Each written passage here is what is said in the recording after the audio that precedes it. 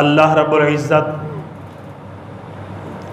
خالق کائنات جل وعلا نے قرآن پاک کے اندر ارشاد فرمایا وَمَنْ أَظْلَمُ مِمَّنِ افْتَرَىٰ عَلَى اللَّهِ كَذِبًا، فرمایا کہ اس سے بڑا ظالم کون ہو سکتا ہے جو اللہ تعالیٰ پر جھوٹ باندھے۔ اللہ تعالیٰ نے ایک بات ارشاد نہ فرمائی ہو اور بندہ یہ کہہ دے کہ یہ اللہ کا فرمان ہے، تو اس سے بڑا ظالم کون ہو سکتا ہے۔ اور آگے خالق کریم نے فرمایا یا پھر وہ یہ کہے، یعنی اس سے بڑا بھی ظالم کوئی نہیں ہو سکتا جو یہ کہے کہ اوحی الیہ، اللہ نے میری طرف وحی نازل کی ہے، حالانکہ وَلَمْ يُوحَى إِلَيْهِ شَيْءٌ، حالانکہ اس کی طرف کوئی وحی نازل نہیں کی گئی ہوتی۔ ایک بندے پر وحی نازل نہیں ہوتی لیکن وہ یہ کہے کہ مجھ پہ وحی نازل ہوتی ہے، تو اللہ فرماتا ہے کہ اس سے بڑا ظالم بھی کوئی نہیں ہے۔ تو وہ بہت بڑا ظالم انسان ہے، بہت بڑا ظالم ہے جو یہ کہتا ہے کہ اللہ کی میری طرف وحی نازل ہوتی ہے حالانکہ وحی آتی نہ ہو۔ اگر وہ اللہ کا سچا رسول ہے، اگر نبی برحق ہے، رسول برحق ہے، اگر نبی ہے کہ اس کی طرف وحی آتی ہے، پھر تو وہ درست فرما رہے ہیں، وہ تو اللہ کے سچے رسول ہیں۔ اب اگر وہ یہ کہیں کہ میری طرف اللہ کی وحی نازل ہوتی ہے تو وہ تو ٹھیک فرما رہے ہیں، لیکن وَلَمْ يُوحَى إِلَيْهِ شَيْءٌ، کہ اگر کسی کی طرف وحی نازل نہیں ہوتی، وہ وحی کا حقدار ہے ہی نہیں، وہ وحی اس کی طرف آ سکتی ہی نہیں، وہ نبی بن سکتا ہی نہیں، وہ رسول بن سکتا ہی نہیں۔ اگر وہ ایسی باتیں کرے، وہ بھی یہ بکواس کرے کہ اللہ کی میری طرف وحی نازل ہوتی ہے، تو اللہ کریم فرماتا ہے کہ وہ بھی بہت بڑا ظالم ہے۔ اب یہ آیہ کریمہ نمبر 93 ہے سورہ الانعام کی، پارہ نمبر 7 کے اندر۔ تو رئیس المفسرین صدر الفاضل سید نعیم الدین مراد آبادی رحمۃ اللہ تعالی علیہ، اعلیٰ حضرت علیہ رحمہ کے خلیفہ ہیں، وہ خزائن العرفان شریف میں فرماتے ہیں کہ یہ جو حصہ ہے کہ قال اوحی الیہ ولم یوحی الیہ شیء، کہ وہ بندہ جو یہ کہتا ہے کہ میری طرف وحی آتی ہے حالانکہ وحی آتی نہیں ہے، تو یہ کس کی بات ہو رہی ہے؟ تو سید نعیم الدین مراد آبادی علیہ رحمہ فرماتے ہیں کہ یہ آیت نبی کریم علیہ الصلوۃ والسلام کے مبارک زمانہ میں پایا جانے والا وہ لعنتی شخص مسیلمہ کذاب، یہ اس کے بارے میں آیت کا حصہ نازل ہوا ہے۔ مسیلمہ کذاب جس نے نبوت کا دعویٰ کیا تھا، مدعی نبوت بنا تھا، اس نے نبی ہونے کا دعویٰ کیا تھا، تو یہ اس کے بارے میں قرآن کی آیت نازل ہوئی ہے۔ اب سوال یہ ہے کہ کیا مسیلمہ کذاب نبی کریم علیہ السلام کے زمانے میں تھا؟ تو احادیث مبارکہ کے اندر آتا ہے کہ مسیلمہ کذاب اپنے قبیلے اور اپنے ارد گرد کے کچھ افراد کو لے کر 18 رکنی وفد، 18 افراد پر مشتمل یہ وفد نبی کریم صلی اللہ تعالی وسلم کی خدمت میں حاضر ہوا۔ اس کے ساتھ 18 اور بھی افراد تھے، تو یہ سارے بندے مل کر نبی کریم علیہ الصلوۃ والسلام کی خدمت عالیہ میں مدینہ طیبہ حاضر ہوتے ہیں۔ نبی کریم علیہ الصلوۃ والسلام نے ان کو اسلام کی دعوت دی، دین اسلام کی حقانیت کی طرف بلایا۔ اس ایک مسیلمہ کے علاوہ بقیہ جتنے بھی تھے وہ سارے کے سارے کلمہ پڑھ کے مسلمان ہو گئے، سارے کے سارے مسلمان ہو گئے۔ اس نے اسلام قبول نہ کیا، اور ایک روایت میں یہ ہے کہ اس نے وہاں تو اسلام قبول کر لیا تھا لیکن واپس اپنے گھر میں آ کے تو پھر مرتد ہو گیا، اسلام سے پھر گیا تھا۔ اگر اسلام قبول نہ کیا ہو پھر بھی کافر رہا، اگر اسلام قبول کرنے کے بعد دین اسلام سے پھر گیا تو پھر بھی کافر رہا، کافر ہو گیا۔ اب پہلے والے کافر سے حکم زیادہ سخت اس پہ لگے گا، کیونکہ اب یہ مرتد ہو گیا۔ جب یہ واپس اپنے علاقے میں آیا تو اب اس نے ایک خط لکھا تھا نبی کریم علیہ الصلوۃ والسلام کی طرف، اور اس نے علاقے میں آ کے اب نبوت کا دعویٰ بھی کر دیا کہ میں نبی ہوں، میں نبی ہوں۔ اب اس نے خط لکھا نبی کریم علیہ الصلوۃ والسلام کی بارگاہ میں، اور خط نبی کریم علیہ السلام کے پاس جب پہنچا تو اس خط کا عنوان کیا تھا، اس کا مضمون کیا تھا، لکھا ہوا کیا تھا؟ خط اس نے یہ لکھا تھا کہ یہ خط، یہ مکتوب اللہ کے رسول مسیلمہ کی طرف سے اللہ کے رسول محمد کی طرف ہے۔ یہ خط جو ہے یہ اللہ کے رسول مسیلمہ کی طرف سے اللہ کے رسول محمد صلی اللہ علیہ وسلم کی طرف ہے، اور اے اللہ کے رسول محمد صلی اللہ علیہ وسلم، اللہ نے مجھے بھی رسول بنایا اور رسالت کے معاملات میں مجھے تمہارا ساجی اور حصے دار بنایا۔ وہ زمینیں تمہاری ہیں، اس علاقے کی زمینیں میری ہیں، قریش کی زمینیں وہ ہیں، ہماری زمینیں یہ ہیں، اور قریش جو ہیں یہ ظلم کرنے والی قوم ہے۔ یہ بھی ساتھ لکھا کہ حد سے بڑھنے والی قوم ہے۔ اب یہ اس کا خط جب نبی کریم علیہ الصلوۃ والسلام نے پڑھا تو نبی کریم علیہ السلام نے کاتب کو بلا کے فرمایا کہ تم بھی اس کا جواب لکھو۔ اب نبی کریم علیہ السلام نے جواب لکھوایا اور فرمایا کہ لکھو۔ لکھا گیا کیا کہ یہ مکتوب اللہ کے رسول، رسول برحق محمد صلی اللہ علیہ وسلم کی طرف سے مسیلمہ کذاب کی طرف، بہت بڑے جھوٹے مسیلمہ کی طرف ہے۔ اے مسیلمہ تو سن لے، میں آخری نبی ہوں، میرے بعد کوئی نبی نہیں ہے، میرے بعد کوئی نبی نہیں۔ تو میرے بھائیو، اب یہ مسیلمہ کذاب نبی کریم علیہ الصلوۃ والسلام کے زمانے میں سرکار سے ٹکر لے رہا ہے، نبی کریم علیہ الصلوۃ والسلام کے مقابلے میں آ کھڑا ہوا۔ نبی کریم علیہ الصلوۃ والسلام کا جب وصال ظاہری ہوتا ہے تو اس وقت اس نے کام اپنا مزید تیز کر دیا، کئی قبیلوں کو، کئی گروہوں کو اس نے اپنے ساتھ ملایا۔ بنی حنیفہ قبیلے کے کافی افراد اس کے ساتھ مل گئے۔ حضرت ابوبکر صدیق رضی اللہ تعالیٰ عنہ نے اس مسیلمہ کی گردن اتارنے کے لیے ایک لشکر بھیجا تھا، اور پھر وہ صحابہ کرام کا لشکر وہ جاتا ہے، مسیلمہ کذاب سے لڑتے ہیں، اور صحابہ کرام کچھ شہید بھی ہوئے، اور مسیلمہ کے جو لوگ تھے ان کو واصل جہنم بھی کیا۔ اور آخر پر ایٹ دا اینڈ ریزلٹ کیا نکلا کہ ایک غلام حضرت وحشی رضی اللہ تعالیٰ عنہ، انہوں نے مسیلمہ کو گرایا، سینے پہ چڑھ کے اس کے سینے اور کلیجے میں کھنجر اتارا اور اس کو واصل جہنم کر دیا، اس کو جہنم کی تہ تک پہنچا دیا حضرت وحشی نے۔ تو حضرت وحشی کہنے لگے اللہ کا شکر ہے کہ اگر میں جب کافر تھا تو میں نے سب سے بڑے مسلمان کو شہید کیا تھا، حضرت وحشی۔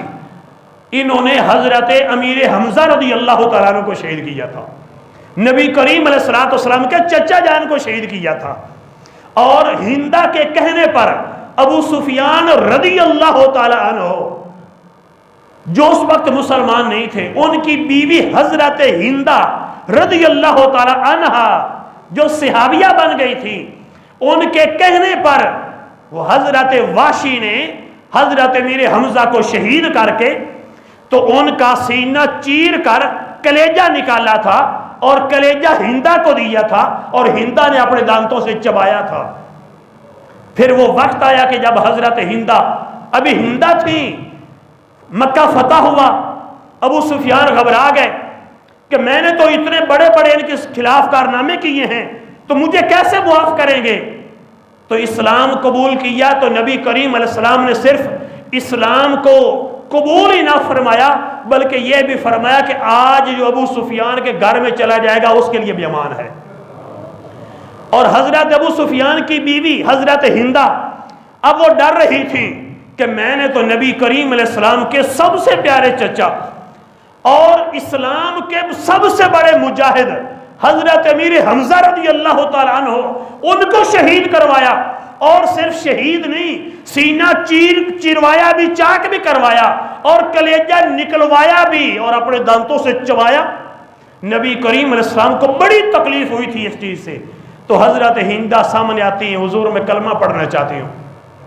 نبی کریم علیہ السلام نے فرمایا کہ ہندہ کلمہ پڑھ لے، اللہ تیرے سارے گناہوں کو معاف فرما دے گا، کیونکہ اسلام یہدم ما کان قبلہ، اسلام اس سے جو بندہ اسلام قبول کرتا ہے اس سے پہلے جتنے گناہ ہو چکے ہوتے ہیں، اسلام قبول کرنے کی برکت سے اللہ کریم سارے صغیرہ کبیرہ گناہوں کو معاف فرماتا ہے۔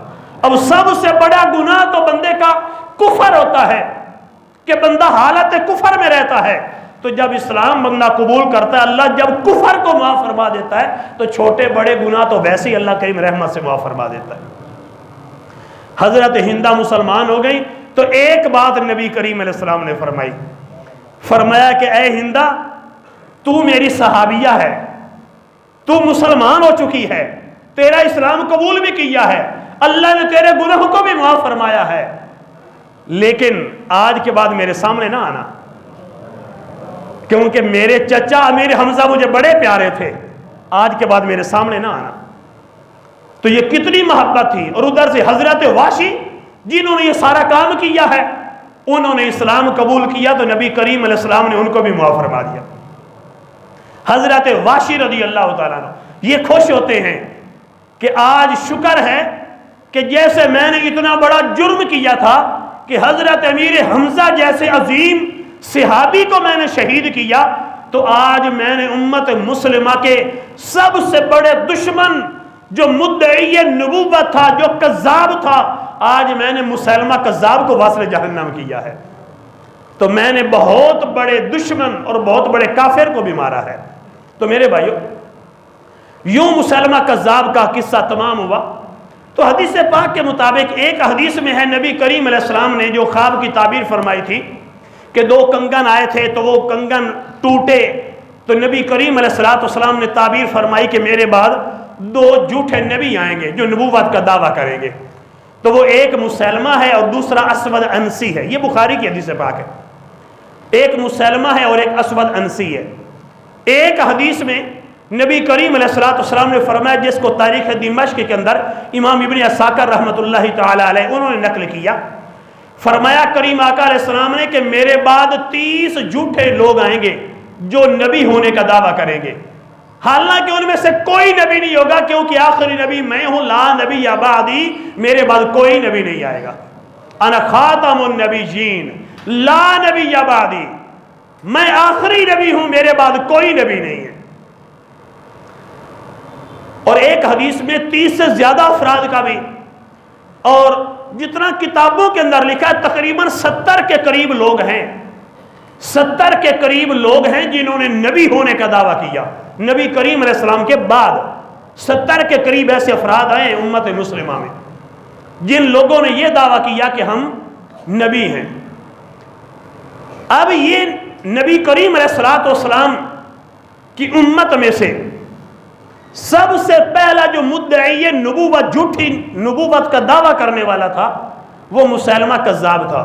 سب سے پہلے مسلمہ کذاب نے دعویٰ کیا کہ میں نبی ہوں۔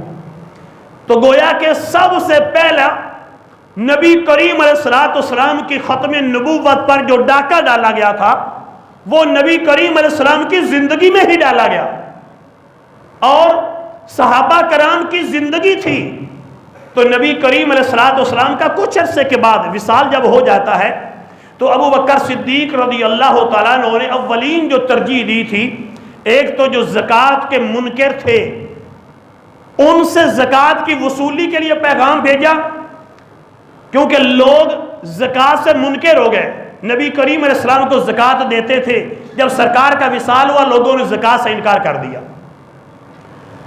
حضرت ابو بکر صدیق رضی اللہ تعالیٰ عنہ نے قاصد بھیجا کہ اگر تم میں سے کوئی ایک نکیل بھی، ایک رسی بھی اگر کوئی زکوٰۃ کی دیتا تھا سرکار کے زمانے میں، اور اگر آج اس نے مجھے دینے سے انکار کیا تو میں اس کے خلاف جہاد کروں گا۔ اور فرمایا کہ جو نماز اور زکوٰۃ میں فرق کرے گا میں ابو بکر صدیق کو اس کے خلاف جہاد کا اعلان کروں گا۔ اتنی زکوٰۃ کی اہمیت تھی۔ اور دوسرا کام ابو بکر صدیق رضی اللہ تعالیٰ عنہ نے یہ کیا کہ آپ نے لشکر بھیج کر سب سے پہلے مسلمہ کذاب کا سر قلم کروایا تھا۔ اب جو مسلمہ کذاب جو ختم نبوت کا منکر تھا، ختم نبوت پہ ڈاکہ ڈالنے والا تھا، سب سے پہلا جو باغی تھا ختم نبوت کا، اس کے خلاف لڑے کون؟ حضرت ابو بکر صدیق رضی اللہ تعالیٰ عنہ۔ اب جو ابو بکر صدیق نے لشکر بھیجا تھا، جس لشکر نے جا کر مسلمہ کذاب کے لشکر کو وصل جہنم کیا، مسلمہ کی گردن اتاری، وہ لشکر کون تھا؟ ابو بکر صدیق نے کن لوگوں کو بھیجا تھا؟ ظاہر ہے ابو بکر صدیق ابھی نبی کریم علیہ السلام کو دنیا سے پردہ فرمائے 6 مہینے سال، کیونکہ 2.25 سال تو ٹوٹل خلافت رہی، سال 2 سال کے اندر اندر جو بھی لشکر جا رہے ہیں لڑنے کے لیے تو ظاہر ہے وہ صحابہ کرام کے لشکر ہے۔ آس پاس قبیلوں سے کچھ اور نئے مسلمان بھی مل گئے ہوں گے، لیکن اکثریت ختم نبوت کے جو پہلے مجاہد تھے، سب سے پہلا مجاہد ختم نبوت، سب سے پہلا مجاہد ختم نبوت امت مصطفیٰ میں وہ حضرت ابو بکر صدیق رضی اللہ تعالیٰ عنہ تھے، جنہوں نے سب سے پہلے ختم نبوت کی حفاظت کے لیے لشکر تیار کرایا، لشکر کو بھیجا۔ اب وہ لشکر صحابہ کرام پہ مشتمل تھا، ابو بکر صدیق کی زیر نگرانی، یعنی ان کی ہدایات کے مطابق انہوں نے جا کے جنگیں کی ہیں اور ان کافروں کو وصل جہنم کیا ہے۔ تو معلوم کیا ہوا کہ ختم نبوت پہ پہرا دینا سب سے اولین سنت تو ابو بکر صدیق کی ہے، اور پھر ساتھ سب سے پہلا کام صحابہ کرام کا ہے۔ سب سے پہلے محافظان عقیدہ ختم نبوت، ختم نبوت کے عقیدے کے سب سے پہلے جو محافظ لوگ تھے وہ نبی کریم علیہ السلام کے پیارے صحابہ رضی اللہ تعالیٰ عنہ مجمعین تھے۔ اور اس کے بعد پھر اور لوگ، اسود انسی جیسے لوگ آئے، سجا نامی عورت نے بھی دعوی نبوت کیا، کوئی 1 2 4 ایسے بھی درمیان میں آئے جنہوں نے بعد میں توبہ کر لی تھی۔ تو جنہوں نے توبہ کی اللہ تعالیٰ قیامت کے دن ان کی مغفرت فرمائے گا۔ اب یہ سلسلہ یوں چلتا رہا، ہر دور کے اندر کوئی نہ کوئی فتنہ یوں ہی سر اٹھاتا ہے، پھر کچل دیا جاتا ہے۔ تو سید اعلیٰ حضرت امام احمد رضا خان رحمۃ اللہ تعالی علیہ کے زمانہ میں اس وقت سر اٹھایا ایک فتنے نے۔ وہ فتنہ کون سا تھا؟ وہ فتنہ مرزا غلام احمد قادیانی کا تھا، مرزا غلام احمد قادیانی کا فتنہ۔ غلام احمد قادیانی نے دعویٰ کیا کہ یہ اللہ کا نبی ہے۔ سب سے پہلے اس نے دعویٰ کیا کہ جی میں تو مجدد ہوں، مجدد ہوں۔ جب لوگ اس کو مجدد، اس کے پیروکار اس کو مجدد ماننا شروع ہو گئے تو پھر اس نے آگے ذلی اور بروزی نبی کا دعویٰ شروع کر دیا کہ میں ذلی نبی ہوں، اصلی نبی تو محمد عربی صلی اللہ علیہ وسلم ہے، بس ان کا عکس مجھ پہ پڑتا ہے، ذلی نبی، میں ذلی اور بروزی نبی ہوں۔ اس کے بعد جب لوگ اس کے قائل ہونا شروع ہوئے تو پھر اس نے مطلق نبوت کا دعویٰ بھی کر دیا۔ تو میرے بھائیو، یہ جو مرزا غلام احمد قادیانی ہے، اس کے رد کے اندر علماء نے بڑا بڑا کام کیا، بڑے بڑے علماء نے کام کیا۔ پیر سید جماعت علی شاہ صاحب رحمۃ اللہ تعالی علیہ کا نام سر فہرست ہے، پیر سید مہر علی شاہ صاحب رحمۃ اللہ تعالی علیہ کا نام سر فہرست ہے۔ اور تحریری میدان میں بڑے بڑے علماء نے کام کیا۔ علامہ غلام دستگیر قصوری رحمۃ اللہ تعالی علیہ، انہوں نے کام کیا تھا۔ اولین جو لکھنے والوں میں تھے، لکھاریوں میں تھے، غلام دستگیر قصوری صاحب رحمۃ اللہ تعالی علیہ تھے۔ اور پھر حضرت امام احمد رضا خان رحمۃ اللہ تعالی علیہ، آپ نے بھی کئی کتابیں، کئی رسائل مرزا غلام احمد قادیانی کے رد میں لکھے، اور اس کے جو باطل عقائد و نظریات تھے ان کے رد کے اندر امام احمد رضا خان نے کئی کتابیں تصنیف فرمائی. تو میرے بھائیوں، اس وقت سے لے کر لگاتار ہر دور کے اندر علماء کرام تحریکیں چلاتے رہے، حصے لیتے رہے، جلسے بھی ہوتے، ریلیاں اور احتجاج بھی ہوتے، اور علماء کرام تصریفات بھی کرتے رہے. تو یہ یوں ہی سلسلہ چلتا رہا، اور رزلٹ جو جا کے نکلا تھا، جو علماء کرام کی جو قربانیاں جو رنگ لائی تھیں، وہ 7 ستمبر 1974 کے اندر، کہ جس دن مولانا شاہ احمد خان نورانی، مولانا شاہ احمد نورانی رحمۃ اللہ تعالی علیہ، اور عبدالستار خان نیازی رحمۃ اللہ تعالی علیہ، پیر مانکی شریف، بڑے بڑے علماء کے نام تھے. اب بنیادی طور پر اس وقت جنہوں نے قادیانیوں کو آئین کے اندر کافر لکھوایا تھا اور کافر قرار دلوایا، ان کے اندر بنیادی طور پر یہ 2 بزرگوں کا نام آتا ہے، علامہ عبدالستار خان نیازی رحمۃ اللہ تعالی علیہ اور شاہ احمد نورانی صدیقی رحمۃ اللہ تعالی علیہ. شاہ احمد نورانی صدیقی ہمارے اکابر علماء، ہمارے بزرگان دین میں سے ہیں، جید عالم دین، صحیح العقیدہ رضوی عالم دین تھے. اور آپ کے والد ماجد عبدالعلیم میرٹھی رحمۃ اللہ تعالی علیہ، جو عالمی مبلغ اسلام، اس وقت صرف ان کا ہی لقب چلتا تھا، عالمی مبلغ اسلام. پوری دنیا میں کئی ملکوں میں انہوں نے دورے کیے. تو عبدالعلیم میرٹھی صدیقی رحمۃ اللہ تعالی علیہ یہ اعلیٰ حضرت امام احمد رضا خان کے خلیفہ ہیں. اور شاہ احمد نورانی رحمۃ اللہ تعالی علیہ جو ہیں، کیونکہ ہم اپنے بزرگوں کا ذکر خیر کرنا بہت ضروری سمجھتے ہیں، کیونکہ آج لوگ صرف کتابوں کے اندر نام دے کر، یا جن کا گورنمنٹ تک رسائیاں ہیں، سکولوں کالجز کے نصاب تک جن کے رسائیاں ہیں، وہ تاریخ کو بالکل بدلنا چاہتے ہیں اور نام ان کے شامل کر رہے ہیں تاریخ کے اندر جو پاکستان کے بالکل دشمن تھے.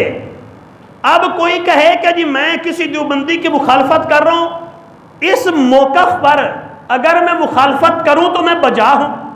کیونکہ بندہ اگر یہ کہے کہ دیکھو جی مفتی محمود نے یہ کام کیا تھا، فضل الرحمان کے مفتی مولوی فضل الرحمان کے والد نے یہ کام کیا، حالانکہ وہ تو خود کہتا تھا کہ یہ پاکستان نہیں پلیدستان ہے.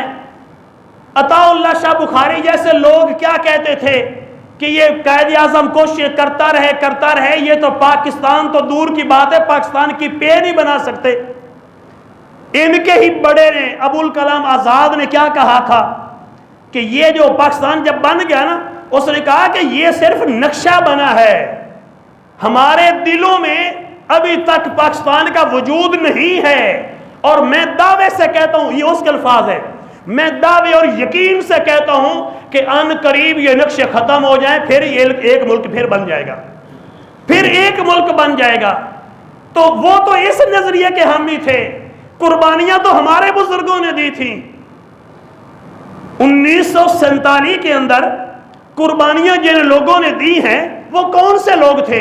1857 کی جنگ آزادی میں جو 5000 علماء کرام کی چمڑیاں اتار کر ان کو سور کی چمڑیوں میں بند کر کے آگ میں جلایا گیا تھا، وہ کون علماء تھے؟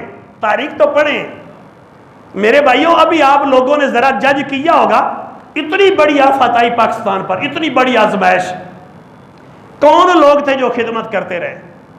سارے علماء تو تھے، مولوی صاحبان، مدرسے کے طالب علم، یا جو مدرسے کے نہیں تھے، عالم نہیں تھے، لیکن مولوی جو علماء کے پاس بیٹھنے والے، جن کے دلوں میں مسلمان کا درد تھا. عوام جو بھائی تھے، کوئی اسلامی بھائی تھا تو کوئی کسی تحریک کا تھا تو کوئی کسی تحریک کا. اب سنی اتنی عوام کثرت سے سنی لوگوں نے وہاں پر کام کیا ہے، تو یہ سارے وہی لوگ تھے جو مذہبی لوگ تھے. تو ایسے ہی میرے بھائی جب بھی مسلمانوں پر کڑا وقت آیا ہے اس وقت جو ہے وہ مسلمان اور مذہبی لوگ جو ہیں ہمیشہ وہی آگے پہلے دستے میں شامل ہوتے، وہی کام کرتے۔ جنگ آزادی ہو، 1957 میں پاکستان بڑھنے کی ساری مہم ہو تو علماء نے قربانیاں دی ہیں، بڑے بڑے علماء ہمارے شہید ہوئے۔ کالا پانی جیل کے اندر اتنے بڑے بڑے علامہ فضل خیر آبادی رحمۃ اللہ تعالی علیہ، آپ جیسے بڑے بڑے علماء، ان کو قید کیا گیا، اور پھر وہ سزا انڈومان کی ایسی تھی، کالے پانی کی سزا ایسی تھی کہ وہ علاقہ ہی ایسا تھا کہ وہاں پر جس کو رکھا جاتا اس کی کھال اتنی کمزور ہو جاتی کہ یوں ہاتھ لگاتا کھال جڑ جاتی تھی۔ ایسی قربانیاں دی علماء نے، لیکن ہمارے ایسے علماء، علامہ عنایت اللہ کاکوری رحمۃ اللہ تعالی علیہ، وہاں جزیرہ انڈومان کالے پانی وہی جیل کے اندر بند ہی تو تھے، تو کتاب لکھ دی تھی جو درس نظامی میں علم و سیغہ صرف کی کتاب پڑھائی جاتی ہے، جیل میں رہ کر لکھی تھی، قید و بند کی صحبتوں میں رہ کر۔ تو یہ ہمارے بڑے بڑے علماء تھے۔ تو یہ جو پاکستان بنایا ہے نا، چاہے بعد میں قبضہ گروپ کوئی بھی آنے کا دعویٰ کر لے، لیکن تاریخ اگر آپ پڑھیں نا، میں آپ کو کہتا ہوں کہ آپ ایک کتاب پرچیز کر لیجئے، نیشنلسٹ علماء، اب یہ آج کی نہیں لکھی، بڑی پرانی کتاب لکھی ہے، آپ نیشنلسٹ علماء اور تحریک پاکستان، یہ کتاب کا نام ہے، 1200 صفحات پر کتاب ہے، تقریباً 1200 صفحات پر، آپ لے کے پڑھیں، میرے پاس تو ہے، میں نے تو پڑھی ہے بھائی، آپ ذرا پڑھیں اس کو۔ روزنامہ چٹان 1946 47 48 میں روزنامہ، یہ اخبار جو نکلتا تھا روزنامہ چٹان، ہمارے پاس موجود ہے وہ اخباریں، ہم نے رکھی ہوئی ہیں بھائی، ہمارے پاس سارا ریکارڈ موجود ہے۔ تو میرے بھائی اس وقت آپ تھوڑا سا پڑھیں، تھوڑی سی ریسرچ کریں تو روز روشن کی طرح واضح ہو جائے گا کہ یہ تحریک پاکستان میں جن لوگوں نے کام کیا وہ سارے یا رسول اللہ کا نعرہ لگانے والے تھے، نبی کریم علیہ الصلوۃ والسلام کے سچے جانثار تھے۔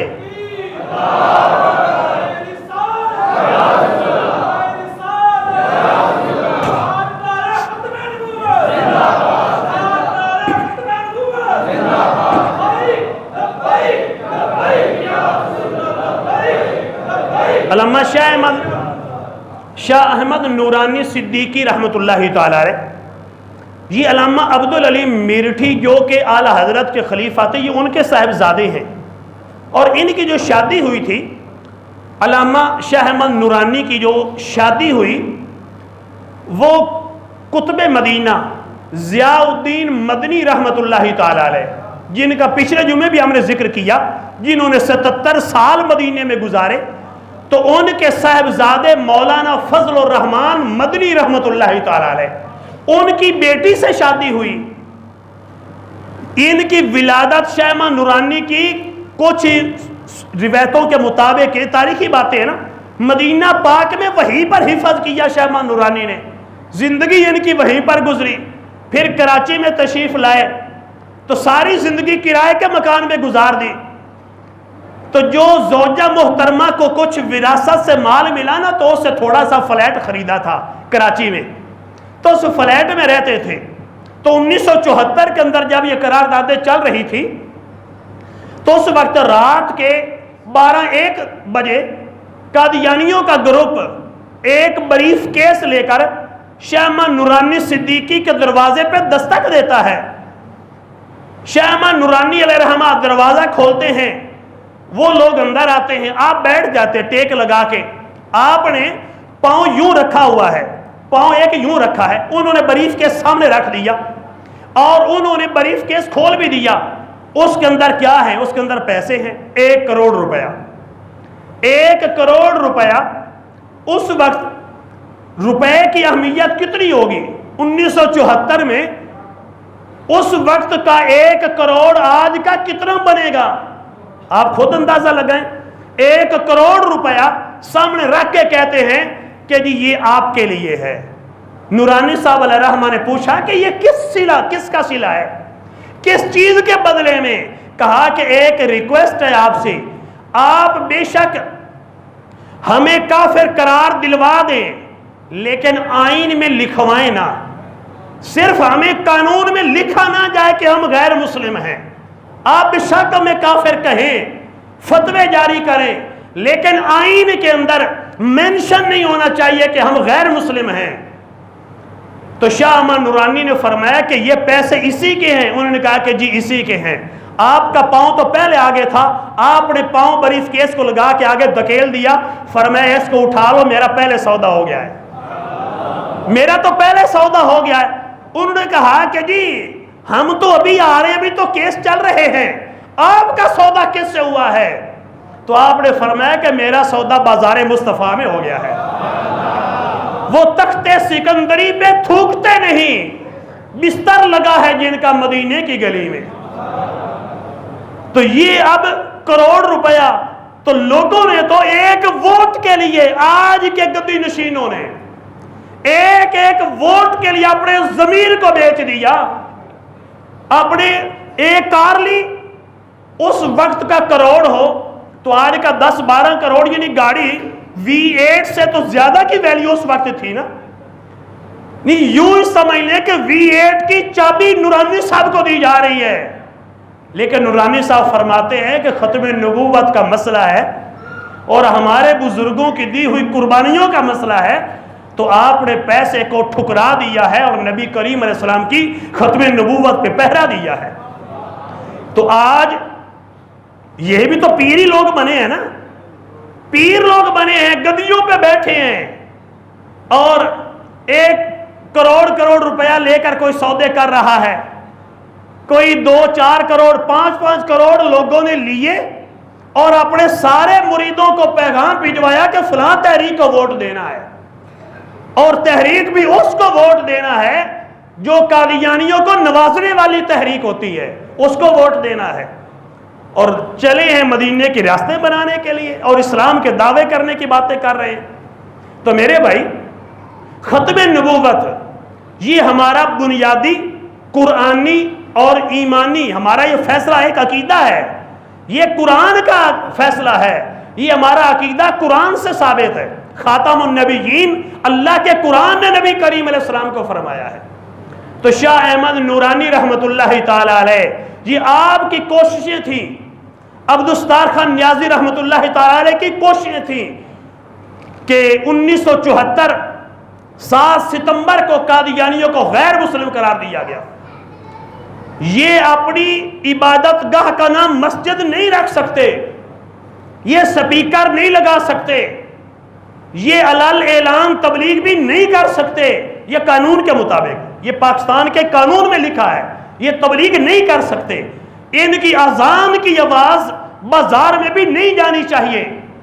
اور میں تو خود 2 سال ربوہ قادیانیوں کا شہر 2 سال پڑھا ہوں وہاں پر، 2 سال ہم نے تو ان کے سارے بیت، جو ان کا سب سے بڑا مرکز بیت اقصی، ہم نے تو وہ بھی دیکھا ہے۔ میں تو ڈیلی وہیں سے گزر کے کالج جاتا تھا، یونیورسٹی میں MSc فزکس وہیں سے کیا ہے، افیلیٹڈ ادارہ تھا وہاں کا، پنجاب PU سے، اور ہمارے جو بڑا ہیڈ تھا، HOD تھا، وہ بھی قادیانی تھا، اس سے بڑی ہماری جھڑپیں ہوتی تھی، ہمارے کلاس فیلو قادیانی تھے، اور یہاں تک کہ لڑکے کا نام ہمارا کلاس فیلو لڑکا مرزا بشارت احمد، میں نے ایک دن اس سے پوچھا، میں نے کہا کہ بشارت یہ بتا کہ تم لوگ مسلمانوں کو گمراہ کیسے کرتے ہو؟ کبھی کھایا پیا نہیں ہے، واللہ کبھی نہیں ان کے ساتھ کھایا پیا، کلاس فیلو تو تھے، بیٹھتے اٹھتے تھے، اکٹھا بیٹھنا پڑھنا یہ سارے ہمارے معاملات تھے، لیکن کبھی کھانا پینا اور سلام بھی کبھی نہیں دیا، نہ سلام کا جواب دیا ہے، کبھی سلام نہ دیا ہے نہ سلام کا جواب دیا ہے، کیونکہ میرے امام نے ہمیں یہ فرمایا ہے۔ فتاوی رضویہ 29ویں جلد میں پڑھ رہا تھا کہ امام احمد رضا خان رحمۃ اللہ تعالی علیہ سے ایک بندے نے سوال کیا، سوال کے اندر نہ ایک شخص کا ذکر کیا، وہ شخص شیعہ تھا، تو سوال کرنے والے کے لیے نا اس کے لیے جناب کا لفظ استعمال کیا اور کہا کہ جی جناب جلال الدین نے فرمایا، تو اعلیٰ حضرت نے جواب لکھنے کے بعد فرمایا کہ اے میرے سوال کرنے والے بیٹے، میرے علم کے مطابق تو یہ بندہ شیعہ تھا، تو مناسب نہیں کہ تو اس کے لیے جناب کا لفظ کہے، یا یہ کہے کہ اس نے فرمایا، فرمایا کا لفظ بھی نہیں اور جناب کا لفظ، عزت والا کوئی لفظ نہیں بول سکتے، کوئی لفظ نہیں بول سکتے۔ میں نے اس سے پوچھا کہ تو گمراہ کیسے کرتے ہو؟ اس نے کہا کہ ہم تو اپنی عورتوں کے ذریعے گمراہ کرتے ہیں، عورتوں کے ذریعے۔ میں نے کہا کیسے یار؟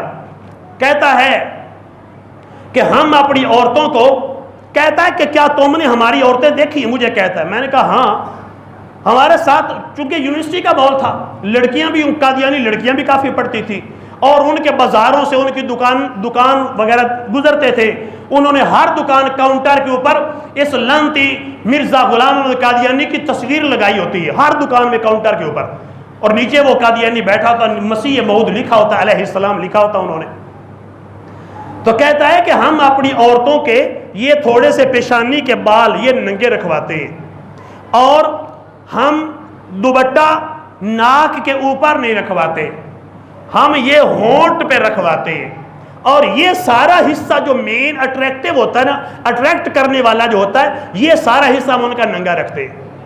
اور پھر ہم عورتوں کی ڈیوٹی بازار میں خرید و فروخت کی نہیں ہوتی، ہم ان کو اس لیے بھیجتے ہیں کہ وہ جائیں، جتنے مسلمان نوجوان لڑکے ان کو نظر آئے نا، بار بار ان کے سامنے سے گزریں، ہمارا کام یہ ہوتا ہے، بار بار ان کے سامنے سے گزریں۔ تو پھر یہ یوں ان کی ایک کوشش ہوتی ہے، یہ ان کا ایک وار ہے مسلمانوں کو اپنے جال میں پھنسانے کا۔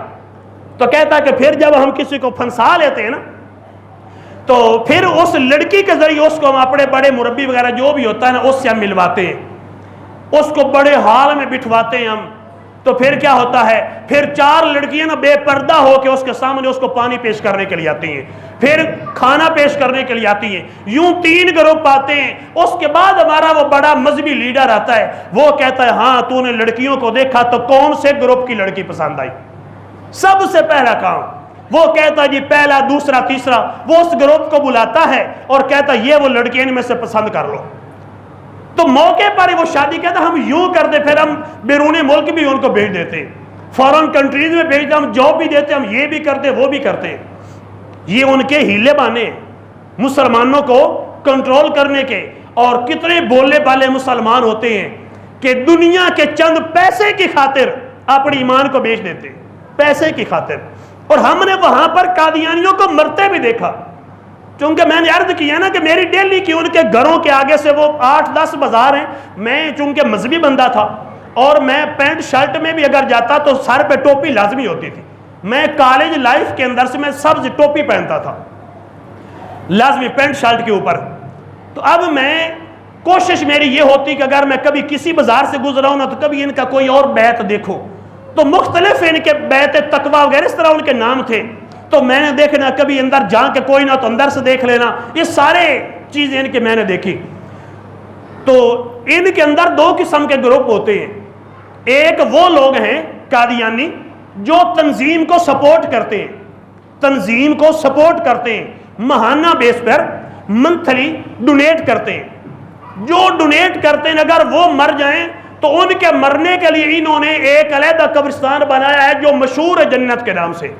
حقیقت میں وہ جنت کہتے ہیں یا نہیں اللہ جانے، لیکن ایک علیحدہ قبرستان، اور وہ دونوں قبرستان ربوہ مین سٹاپ کے اوپر ہیں جہاں پر سواریاں اترتی ہیں۔ 7 پہلا جس کو وہ دوزخ کہتے ہیں، وہ پہلا وہ قبرستان ہے، اور وہ چھوٹی چھوٹی دیوار ہے 2-2 فٹ کی، اندر کیکر کے درخت لگے ہیں، کوئی لائٹ نہیں، کوئی سایہ دار درخت نہیں، قبریں قبریں اور مٹی کی قبریں بنی ہیں۔ اس کے ساتھ متصل ان کا دوسرا قبرستان ہے جس کے اندر وہ ڈونیشن والے، ڈونیٹ کرنے والے، سپورٹ قادیانیت کو کرنے والے جو امیر قسم کے قادیانی ہیں نا، ان کی قبریں وہاں پہ بنتی ہیں، اور وہ کو 25-25 فٹ 30-30 فٹ اونچی دیواریں ہیں، اور چمیلی اور گلاب کے پھول باہر سے لٹکتے نظر آتے ہیں۔ اگر آپ کا کبھی جانا ہو، مین سٹاپ کے اوپر دونوں قبرستان ہیں، اور بہت بڑا گیٹ لگا ہے، چوکیدار ہیں اندر۔ لوگ کہتے ہیں، اس بارے میں کبھی میری بات تو نہیں ہوئی، لیکن لوگ کہتے ہیں کہ جی ان کو حوریں سمجھتے ہیں، اندر عورتیں تو ہوتی ہیں، عورتیں انہوں نے اندر رکھی ہوئی ہیں، حوریں کہتے ہیں کہ نہیں، اور درخت انہوں نے مختلف قسم کے باغات باغیچے بنائے ہیں۔ تو یہ سارا دنیا میں یہ سب کو سمجھا رہے ہیں، یہ وہ اس طرح کر کے ایک ان کا نظام ہے۔ لیکن میرے بھائی مسلمان وہی ہے جو نبی کریم علیہ الصلوۃ والسلام کی ختم نبوت پر اپنا مکمل ایمان رکھتا ہے، مسلمان ہوئی۔ جو مرزا غلام احمد قادیانی کو کافر نہ کہے یا اس کو جو مسلمان سمجھے کافر نہ سمجھے یا اس کے کفر میں شک کرے وہ بھی کافر ہے، کیونکہ مرزا غلام احمد قادیانی کافر ہے، پکا جہنمی ہے۔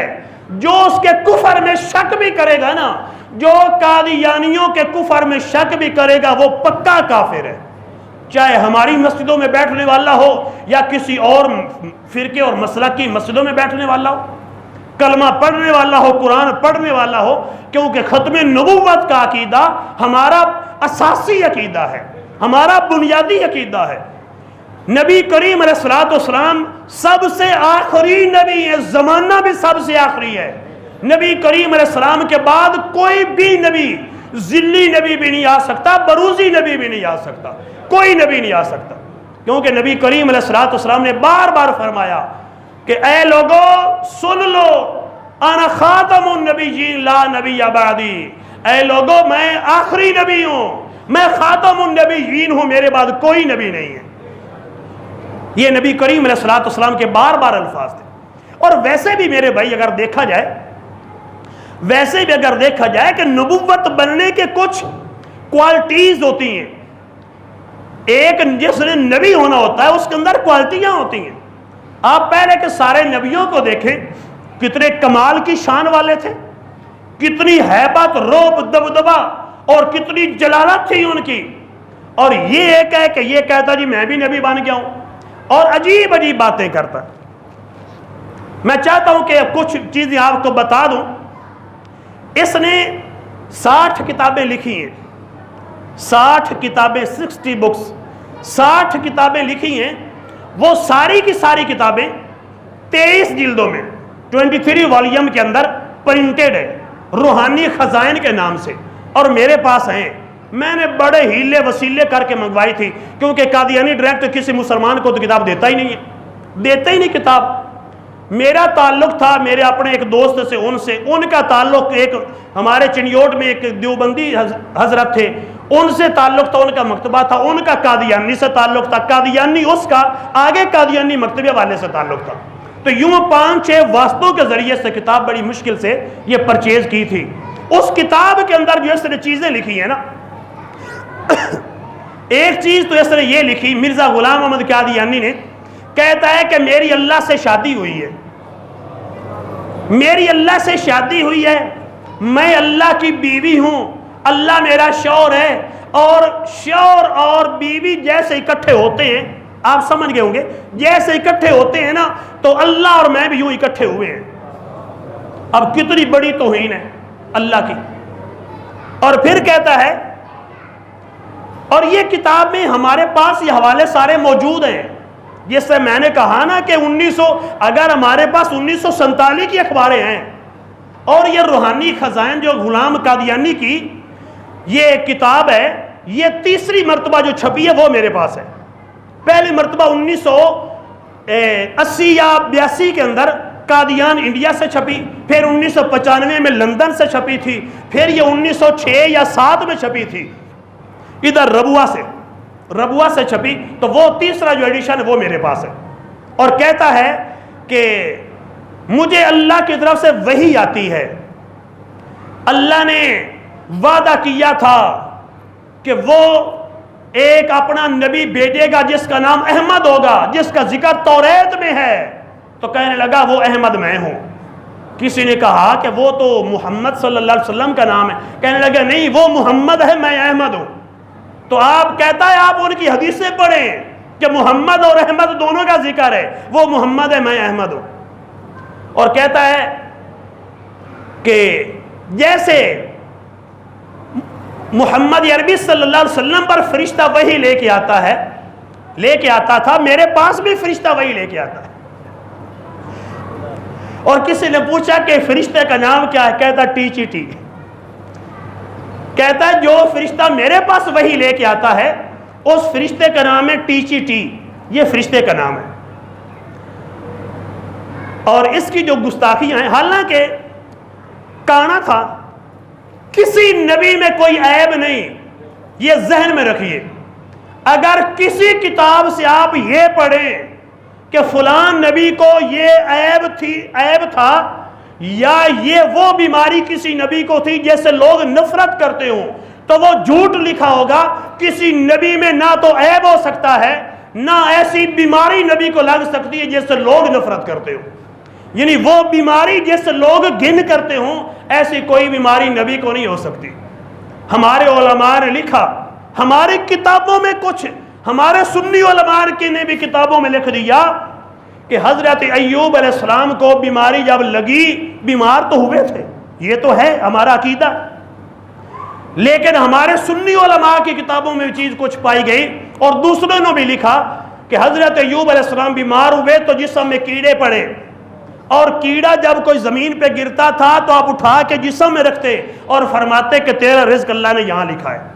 حالانکہ کسی بندے کو کیڑے پڑ جائیں تو لوگ اس کے قریب آتے ہیں، اللہ نبی کو بھیجتا ہی اس لیے کہ لوگ قریب آئیں، تاکہ اللہ کے احکامات بندوں تک پہنچائیں۔ نبی کو بیماری وہ لگ جائے کہ لوگ نفرت کریں، نبی نے تبلیغ کس کو کرنی ہے؟ نبی کے قریب ہی بندہ کوئی نہیں آئے گا تو نبی سمجھائیں گے کس کو؟ تو لہٰذا یہ بالکل جھوٹی باتیں ہیں۔ حضرت ایوب علیہ السلام کو کوئی کیڑے نہیں پڑے تھے، وہ جسم میں نا وہ چھالے سے بننا ایسی بیماری تھی، ایسی بیماری تھی جو قابل نفرت نہیں تھی، اور یہ نہیں کہ لوگوں نے نفرت کی ہو، ایسا کوئی معاملہ نہیں تھا۔ تو میرے بھائی، اب یہ جو مرزا غلام احمد قادیانی ہے، یہ کانا تھا، ایک آنکھ والا، تو کوئی نبی دکھا دے کہ جس نبی کی ایک آنکھ ہو۔ کوئی ایک نبی بھی اللہ کے کرم سے ایسا نہیں کہ جس کا ایک ہاتھ نہ ہو، یا ایک آنکھ نہ ہو، یا جس کا کان کٹا ہو، جس کی لات ٹانگ کٹی ہو، ایسا کوئی نبی بھی نہیں آیا، کیونکہ نبی سارے لوگوں میں سے ظاہری طور پر، باطنی طور پر سب سے زیادہ مضبوط ہوتے ہیں، پاورفل پرسن ہوتے ہیں اللہ کے نبی، سب سے زیادہ اچھے بندے ہوتے ہیں، اللہ کو سب سے زیادہ پیارے ہوتے ہیں۔ کوئی نبی بھی ایسا نہیں کہ جس کی قوت سماعت کام نہ کرتی ہو، کوئی نبی بھی ایسا نہیں کہ جس کی زبان چلتی نہ ہو، کوئی نبی ایسا نہیں کہ جس کے ہاتھ شل ہو گئے ہوں، کوئی نبی ایسا نہیں کہ جس کے پاؤں نہ کام کرتے ہوں، لنگڑا یا اس طرح کے کوئی ایسے عیب نہیں تھے۔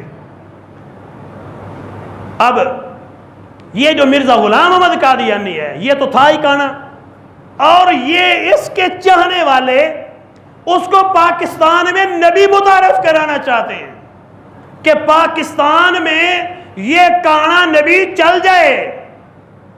اور اللہ کے بندے، پاکستان میں ایک لائٹ والا ٹرک ہو، رکشہ ہو، روڈ پہ چل رہا ہو، ایک لائٹ خراب ہو، ٹرک ہو، گاڑی ہو، موٹر وے پہ چل رہی ہو، ایک بتی جل رہی ہو، ایک بتی بند ہو، تو وہ تو چلان ہو جاتا ہے۔ جس ملک کے اندر ایک لائٹ والی گاڑی نہیں چل سکتی، اس ملک کے اندر یہ چلے ایک آنکھ والا نبی چلانے کے لیے؟ نبی ایسا نہیں ہوتے۔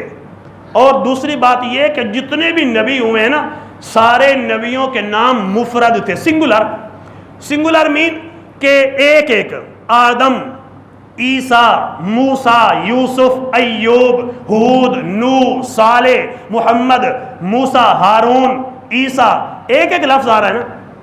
کوئی ایک نبی بھی آپ کو نہیں ملے گا۔ حضرت شیس، دانیال، جتنے بھی اللہ کے، صرف نام سمجھانے کے لیے، ورنہ سب کے ساتھ علیہ السلام کہنا ضروری ہے، سمجھانے کے لیے سب کے نام ایک ایک ہیں۔ یہ ایک ایسا پتہ نہیں کہاں سے ٹپک پڑا ہے، کہتا ہے کہ جی میرا غلام احمد، یہ مرکب ہے، معجون مرکب۔ اچھا، اصل وہ خود کہتا ہے کہ میں معجون مرکب ہوں، اپنی کتاب میں لکھا۔ اس کے بیٹے نے، مرزا بشیر نے لکھا، سیرت المہدی میں کتاب اس نے لکھی، کہتا میرا باپ معجون مرکب تھا، میرا باپ معجون مرکب ہے۔ اور کبھی کہتا ہے کہ میں آریہ مذہب کا بادشاہ ہوں، اور کہتا ہے کہ مجھے وحی آئی تو وحی میں کہا گیا کہ تو بہت بڑا سکھ ہے۔ کبھی اپنے آپ کو سکھ کہتا ہے، کبھی کوئی کہتا ہے، اور بکواسات اتنی کرتا ہے۔ بھئی ہمیں نظریہ تو پتہ ہونا چاہیے نا، کیونکہ قادیانیت جب اپنے پنجے گاڑنا چاہتی ہے، اگر کوئی ایسا بندہ مل جائے تو ہم اس کو کہیں تو صحیح بھئی یہ تو کیسی بکواس تمہارے بندہ، جو تمہارا لیڈر ہے، پیشوا ہے، وہ ہمارے رب کے بارے میں ایسی ایسی باتیں کرتا ہے، ہمارے نبی کے بارے میں باتیں کرتا ہے، اور اس نے یہ تک ازالہ حرم کے اندر یہ بھی لکھ دیا کہ ابو بکر صدیق اور عمر فاروق تو میری جوتی کے تسبیح باندھنے کے لائق بھی نہیں ہے۔ بھئی اس نے لکھا ہے، دکھانا میری ذمہ داری ہے۔ کتاب جو خریدی ہے کس لیے خریدی ہے؟ ثواب سمجھ کر کے یہ کتاب گھر میں رہے گی تو گھر میں خیر و برکت نازل ہوگی، یہ تو میرا عقیدہ ہی نہیں تھا، نہ میری یہ کوئی نیت تھی۔ تو میں نے تو خریدا، جو 8-10 ہزار لگایا وہ اسی لیے لگایا کہ اپنے سنی بھائیوں کو پڑھ پڑھ کے بتائیں گے کہ یہ کیسا خبیث انسان تھا، کیسا لعنتی مردود شخص تھا۔ تو میرے بھائی تھوڑا سا آپ کو نالج ہونا چاہیے کہ یہ کیسا بندہ ہے، اور حافظہ اتنا مضبوط ہے، حالانکہ جیسے میں نے آنکھ کی بات کی نا، اللہ کے نبی کو عیب نہیں ہوتے۔ لوگوں نے کہا تھا، قرآن کے اندر ہے، لوگوں نے کہا کہ موسیٰ علیہ السلام کی شرمگاہ پہ نہ دانے ہیں یا برس ہے یا کوئی عیب ہے، اسی لیے تو ہمارے ساتھ یہ ننگے ہو کے نہاتے نہیں۔ حالانکہ موسیٰ علیہ السلام تو حیا کی وجہ سے لوگوں کے ساتھ نہیں نہاتے تھے، لیکن لوگوں نے اعتراض کیا۔ اللہ نے چاہا کہ میں اپنے نبی کا بے عیب ہونا بتا دوں۔ موسیٰ علیہ السلام دریا میں جاتے ہیں، کپڑے اتار کے پتھر پہ رکھتے ہیں، علیحدہ لوگوں سے نہا رہے ہیں، کپڑے لینے کے لیے پتھر کے قریب آئے تو پتھر نے دوڑنا شروع کر دیا۔ بھئی پتھر کبھی دوڑا بھی ہے، لیکن پتھر دوڑ رہا ہے، پتھر دوڑتا دوڑتا بھئی دوسری سائڈ پہ چلا جاتا نا، لیکن پتھر دوڑتا دوڑتا وہاں آیا جہاں وہ اعتراض کرنے والے لوگ پوری مجلس اور محفل لگا کے بیٹھے تھے۔ پتھر وہاں آیا، اللہ کے نبی ننگے کپڑوں کے بغیر وہاں آئے، پتھر روک گیا، انہوں نے فوراً طے بند لیا، اتنے میں لوگوں کی نظر پڑ چکی تھی۔ یہ اللہ نے چاہا۔ اللہ اگر چاہتا کہ پتھر نہ چلے تو کیا پتھر چل سکتا تھا؟ اللہ کی مرضی سے پتھر چلا۔ اللہ چاہتا تھا کہ میرے نبی پہ لوگ عیب لگا رہے ہیں، اللہ نے چاہا لوگوں کو پتہ چل جائے کہ عیبوں والا نبی نہیں ہوتا، جس کے اندر عیب ہوں وہ نبی ہوتا ہی نہیں، اور یہ کانا نبی بنا پھرتا ہے۔ اور اس کا حافظہ اتنا کمزور تھا کہ منشیانے کا منشی کا اس امتحان دیا اور فیل ہو گیا۔ باقاعدہ کتابوں میں، اس کی کتابوں میں لکھا ہے کہ منشی کا امتحان دیا اور فیل ہو گیا۔ جو منشی نہ بن سکا وہ کہتا میں نبی مان گیا ہوں۔ حالانکہ جو نبی ہوتے ہیں ان کی عقل تو کمال کی ہوتی ہے۔ حضرت کعب الاحبار رضی اللہ تعالیٰ عنہ فرماتے ہیں، آخری بات میری توجہ نہیں کی، معذرت چاہتا ہوں، بالکل توجہ نہیں کی ٹائم کی طرف۔ حضرت کعب الاحبار رضی اللہ تعالیٰ عنہ فرماتے ہیں کہ نبی کریم علیہ السلام کی عقل شریف اتنی ہے کہ اگر ساری کائنات کی عقلوں کو ایک سائڈ پہ رکھا جائے، نبی کریم علیہ السلام کی عقل شریف کو ترازو کے دوسرے پلڑے میں رکھا جائے، تو ساری کائنات کی عقلیں نبی کریم علیہ السلام کی عقل کا کروڑواں حصہ بھی نہیں ہے۔ اللہ کے نبی کی تو اتنی عقل ہے، اور اس کی عقل کیا ہے؟ گڑ کھاتا تھا بڑے شوق سے، گڑ کھانے کے لیے جیب میں رکھتا ہے اور استنجا کے لیے ڈھیلا ہاتھ میں۔ بیٹھتے وقت تو یہ کیفیت تھی، استنجا کر کے فارغ ہوتا ہے، خود لکھتا ہے، بھول جاتا تھا کہ گڑ کہاں ہے اور ڈھیلا کہاں ہے، مٹی کھا لیتا، گڑ سے استنجا کرتا تھا۔ کتابوں میں لکھا ہے۔ اللہ کریم ہمیں مسلمان رکھے اور ختم نبوت پر ہمارا اللہ کرے ایمان سلامت رہے، آمین۔ معذرت چاہتا ہوں، میری ٹائم کی طرف بالکل توجہ نہیں کی۔